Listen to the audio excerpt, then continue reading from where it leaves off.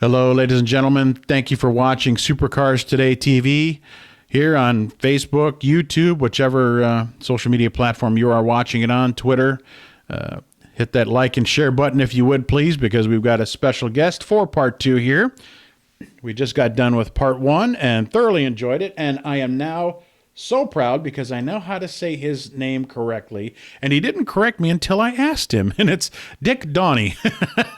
Thank you for being here. I appreciate it. Thanks for having me. Well, no offense to you, Dick, but I asked another driver to be former driver to be on the show. He's unfortunately can't make it, but I'm glad you filled in because and again, I always get yelled at. I don't say who I am. I'm your host, Kevin Schwarzy, but anyway, and there's a Dick's logo there. But I am someone who believes that, you know what, if I enter a race, I can drive as fast as I want for as long as I want until they throw the checkered flag. And you see on social media, especially nowadays, where people are, I don't want to say disrespectful, but I don't know what you would call it. I guess a little condescending to what we call start and park drivers. And not to label you, but I mean, for lack of a better way to put it, except for 2019 for the most part, you run as long as you want, basically. As long as it's financially viable, and even in 2019, I was crew chiefing most of the time for someone else, so couldn't run the whole race most of the time because I had other things to do. And what happens a lot in this case when we're running multiple cars like this, having one or two cars that start and park can help fund the car that runs the whole race. So if you don't do the start and park, you don't do anything. You know. Do you think that people sometimes get their lines blurred because, okay, here you've got, oh my God, the Cup Series, they're so awesome and great and rich, and they can, every single driver hits this. Well, most of them hit their marks exactly the same lap after lap. Whereas ARCA is more like a training ground, and you don't have the kind of funding you do in Cup. Do you think fans, especially the newer, because now used to be, let's not stereotype, it used to be older, Southern. Now you got, the younger, I am educated crowd. Auto racing has always been a different sport because it is the one thing that everybody does every day. They drive a car. Right. So they think they can race. Everybody's played basketball, football when they were kids, but they don't do it every day. And that's one of the nice things about running the school is people came and got in a race car and went, whoa, this is different. This is not what I expected. Especially like that Gillette deal they had where I forget, like Phil Cower, I think, was in it. John Cena, they had stars, they had well-known people, not just fans doing there, and they're saying, wow, we didn't know it was like this. We had no clue. We assisted in a show that Shaquille O'Neal did. Okay. Shaq versus, shortly after he retired. Shaq versus. And he did an episode, it was Shaq versus Dale Jr. And we actually built two cars that Shaquille O'Neal fit in. That he could fit in, right. And he raced against Dale Jr.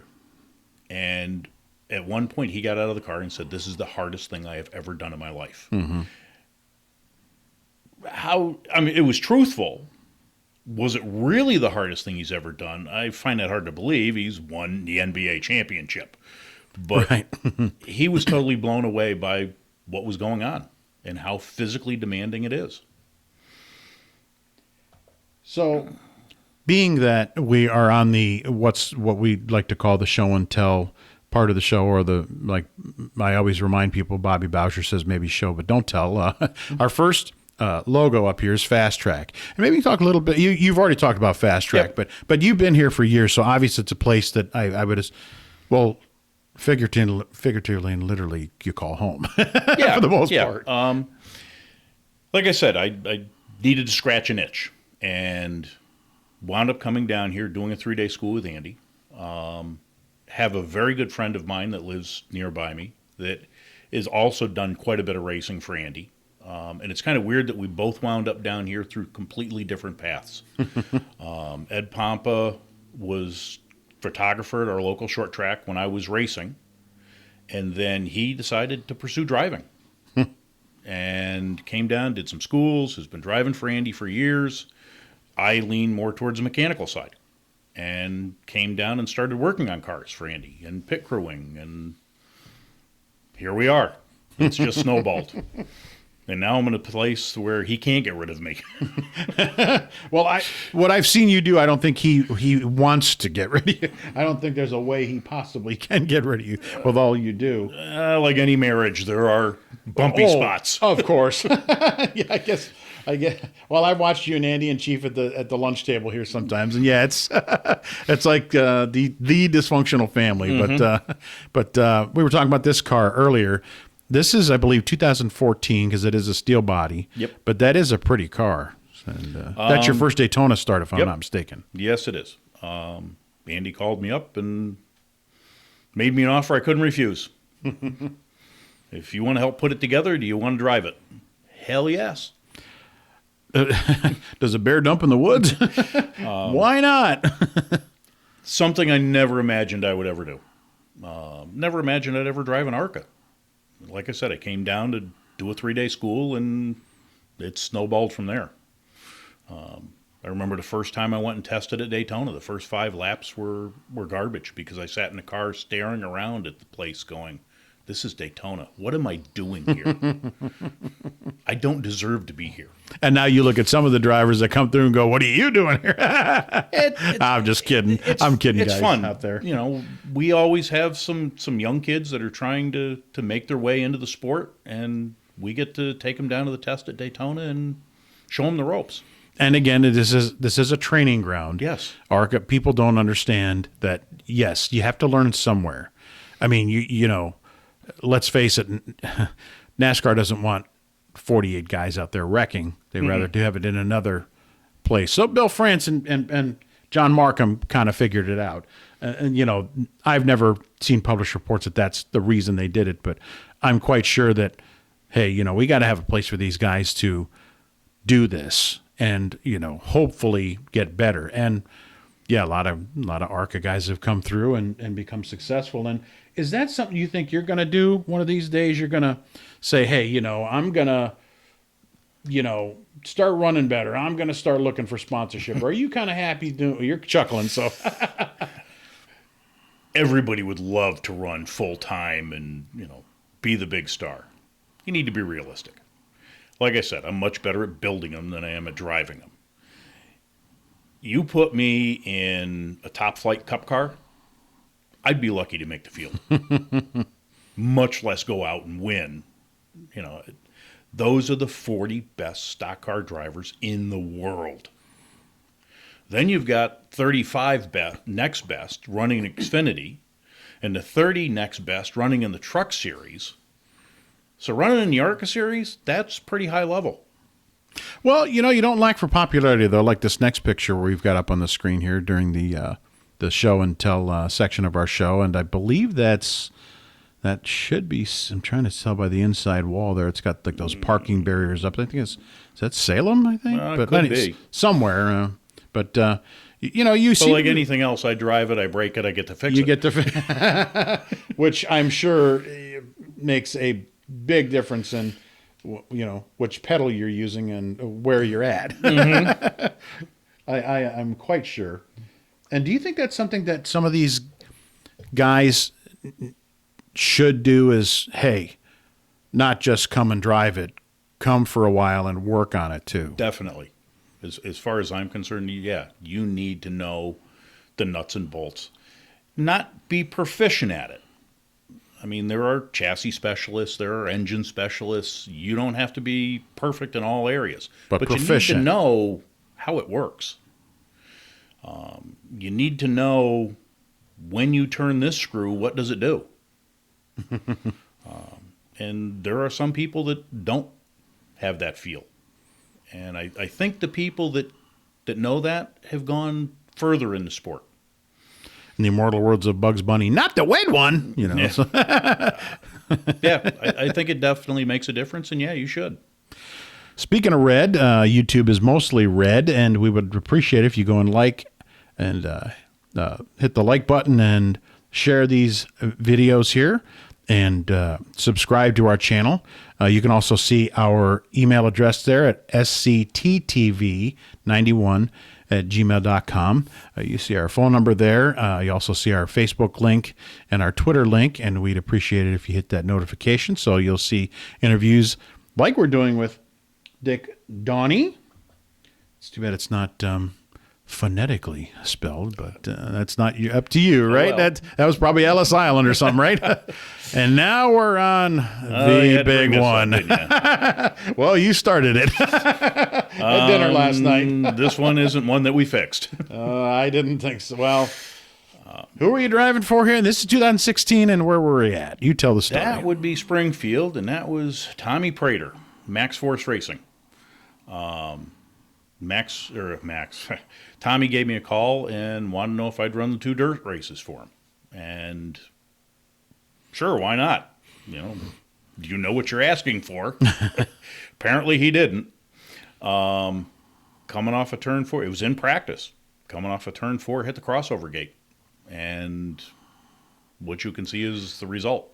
What I think I'm looking at here is the car is turned around backwards. Nope. That's the front of the car. No, but I mean, it looks like you hit and the car came around. Was the back of the car facing the front? Once you hit the crossover gate, did it come around and the back end's facing the start finish line? Because it looks like the turned about grandstand's 90 here. degrees. That's in the garage area right there. Oh, the garage. They've already okay. towed it in. I see. You can see the ARCA officials in the Yes. background, examining what's left. What's left? Right. Right. Yeah, that was big. And you told me something that Ken Schrader told you, and the perspective of that is that Ken Schrader was also the first person to Dale Earnhardt's car when he lost his life, Daytona in 2001. And what did Ken Schrader say to you? Kenny was came out on the track with a chase truck to inspect the wall and see what was going on. And I know Ken fairly well, and got in the truck and asked me, "You all right? You fine?" Yeah, I'm good. He's like, I haven't seen a hit that hard ever. That's saying something. Yeah, that was Considering when what I he has sat seen. back and went, okay, maybe this is bigger than I thought. Because at the time I was PO'd at myself. You know what happened? What? Something broke. That's what they all say. No, I'm just kidding. No, Tommy, something not always, broke. because I've been known to say I ran out of talent. So something broke up on the top of your neck sometimes. Yeah, it just turned dead nuts right coming off a 4. And that was it. That is that gives perspective. You showed us a picture last night at dinner. The angle's a little different, but I mean the body for the most part here, we'll go ahead and zoom in on it. The body for the most part here does not look that bad, except the whole underside of the car and the front of the car is basically, yeah. They cut that body off and put it on a different car. I mean, obviously from the firewall forward, Right. went to the big dumpster in the sky. That is, wow, quite a mess. Wow. And what happened to you? I was basically fine. Broke a couple toes of my left foot. They got caught between the brake pedal and the clutch pedal when the floor buckled. And minor cut on my head when I got out of the car and hit the tab for the window net. There we go. That explains a lot. Yep. So. And number one, don't take your helmet off before you get out of the car. Oh, yeah. I always wonder about that. You see guys come so close to that tab.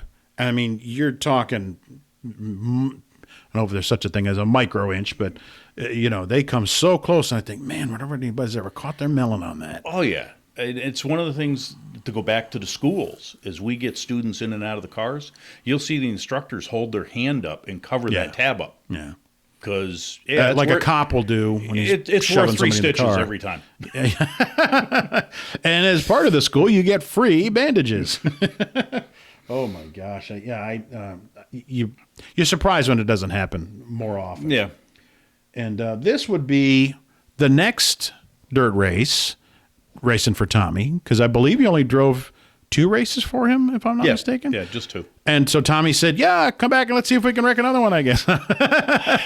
Yeah, I'm not sure if that's an indication how smart Tommy is, or how smart I am, or Tommy and I have a great relationship. His great family. They're a racing family. And unfortunately, again, life has happened, and Moose has gotten married and has a couple kids and has kind of backed off. I believe they will be back at Talladega this year. Oh, okay, good. But yeah, they've backed off from full-time racing. But ran into Tommy a couple weeks ago down at Five Flags, and great racing family. Ladies and gentlemen, you're watching Supercars Today TV with our special guest, Dick Doheny. And we appreciate you being here and telling your stories from another perspective. Again, I don't know what to call them. Starting parks, realistic racers. Maybe I better trademark that. Yeah, different description. But. But you do what you can. Yeah. What you're able to do. You're realistic in that that I don't have the funds to go and run 500 laps at whatever. And by doing starting parks, by doing field filler, and now I've already forgotten your description, which was great. Realistic racing. Yes, realistic racing. You can save your pennies and then, go run a full race here or there, because now you can afford a set of tires. To live to race another day. Yeah. I mean, it's tough at, $1,600 for a set of tires. Can't do that all the time. So. What's the old saying? The cubic dollar. I mean, it's very... Speed costs. How fast you want to go. Thank you, Banjo Matthews. That's what he had hanging in his shop forever. Yep. How fast do you want to go? Exactly. Now, this right here is, I believe, 2017? This is 2019, I believe. Yes, 2019. Because you ran basically the whole season, if I'm not mistaken. Ran 16 races out of the 20. And you finished ninth in points. Yes. Not bad. Was that planned? While crew chiefing the number 10 car. Was that planned? Not really.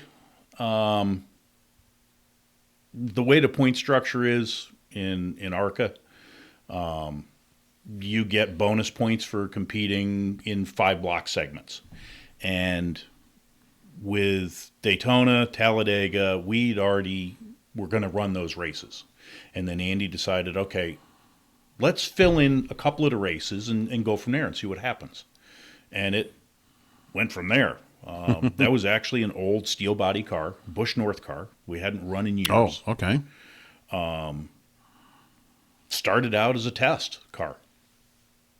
We took that to Salem and figured if we wrecked it, it's the last year of steel body cars. We got to cut the body off anyway. Let's use it as a test mule. And I'm sorry, because you segued perfectly into that photo. All right, we made it a light race 19 out of 20. Well, I just remember that you were not happy that night. You said that you screwed up and you knew it, and you were pretty mad at yourself. Well, Brad came over and asked me what happened. Real simple. Ran out of talent. Well, but it was also starting to drizzle a little bit. That's why I do, for those folks out there that don't know, I'm PR guy for Brad Smith. We had literally just come off the track a couple hours before you wrecked. And we could feel it drizzling. Yep. Do you think I had anything to do with it? That might have had an effect. I'm giving you an out here. Oh, yeah. The other thing, too, when you're doing starting parks, when you're trying to get by, you don't run brand new tires all the time. And I probably started on what we call 70 lap stickers. But you were going to run the whole race, I assume. That was the idea, yeah. And we were having a great time. I mean, it was chasing Mike Basham. Tommy Vi was out there. We're all running about the same speed. We were having our race within the race. Leaders would come up, we'd get out of the way, let them go, and then go back to what we were doing. And ran out of talent. Now, did you guys fix that car, or? Yep. Okay. Obviously not the body. That was the last year of the steel bodies. The last race for the steel bodies, if I'm not mistaken, right? Yes. Yeah. That car is sitting out in the shop right now. It is the black and white composite Toyota with the orange numbers on it, the orange 10.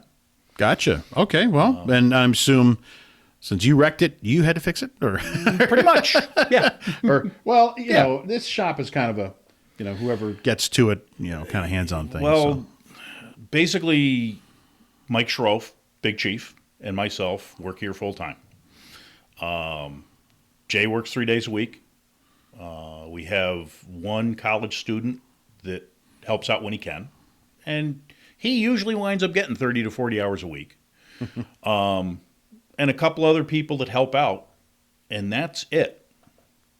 So, the big-time shops that have 100 employees, 50 employees. Speaking of working on the cars, this is you at Daytona here a couple months ago, changing out the battery. You're definitely a hands-on guy. It always appears to me. Yeah. Actually, this is one of the few times, and because of this, we have now gone back to our old rule. I will always be in a fire suit carrying a helmet on pit road, because when things break, I don't want to brag, but I've always been a pretty good diagnostician. So I'm the one that gets thrown at stuff when it happens. I know you said it happens, which is mostly Yes. the other word. Yes. And last but not least, you kind of became social media famous a couple weeks ago when you were listed as driver and crew chief here at Five Flags. Yeah. Not the first time, but, some people picked up on it. And First time it was kind of pointed out, I think. yeah, made the comment, what is this, the Morgan Shepherd of the ARCA series? And I'll tell you, that's not a bad comparison. It's not a bad person to be compared to. Exactly. Unfortunately, a lot of the newer fans don't remember Morgan when he was a force in the Cup Series. And sometimes guys had to change their own Yeah. tires and fill their own gas. And Morgan and Wendell, people like Wendell Scott did it. So well, Morgan also went out and won. He's, unfortunately, as the sport moves on, some people get left on the wayside and some people wind up still enjoying racing, still enjoying the sport, and they just have to do it at a different level. I'm going to call you Mr. Segway because that segues into my very last question here on this segment of Supercars Today TV. What kind of legacy you want to leave for yourself in racing or whatever? Have fun. You having fun? Appears to me you're having fun. Yeah. I don't. I've seen you get 99% of the time. mad, but of course, we're not talking mad like Chief, but having fun upon occasion. We're having. It seems like you are having fun. Yes. And, Yeah. what happens when A it's lot not of fun? people call racing a hobby, and based on what I'm making, yes, it is a hobby. But some people go chase a golf ball. Some people go bass fishing. This is my golf game, and I get to do it every day, 7 days a week, all year long. Well, I appreciate the time that you put in to do this here on Supercars Today TV. Dick Doheny, thank you for being on the show. Folks, please hit that like and share button. And, go check out some of our other interviews as well, like Joe Ruttman and Scott Stovall and Jody Guerra and Jack Wallace and our very first Bobby Bowser. And, Dick, we appreciate you being on the show. Well, I'm glad to be here. Thank you very much. I feel like I don't deserve it, but with that list you just gave, but well, it all comes together. yeah. All comes together. Yep. So, thank you, folks, for tuning in, and we'll see you on the next broadcast.